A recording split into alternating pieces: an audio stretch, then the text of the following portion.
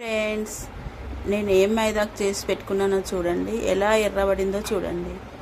మేము చిన్నప్పుడు ఇలాగే బెల్లంతో కొబ్బరి చిప్పలతో చేసుకునేది. ఇప్పుడైతే బెల్లంతో చేసుకుంటున్నాం.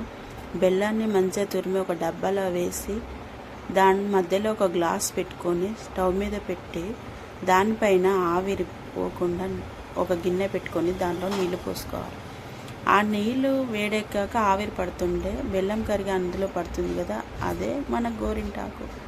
దాంట్లో కొంచెం కుంకుమ కలిపి పెట్టుకుంటే ఎర్రగా మన చేతులు చూడ చక్కగా ఉంటాయి.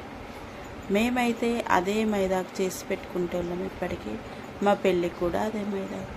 కానీ ఇప్పటి పిల్లలకు బెల్లం మైదాకు ఏంటే తెలియదు. కోన్ అదే ఫ్యాషన్. మేము ఆకు మైదాకు లేకపోతే బెల్లం మైదాకు కొబ్బరి చిప్పల మైదాకు ఇదే చేసి పెట్టుకుంటాం. చేతులు అయితే ఎప్పుడు ఎర్రగా ఉండేటి. మీకు ఈ అనుభవం ఉంటే కామెంట్ పెట్టండి.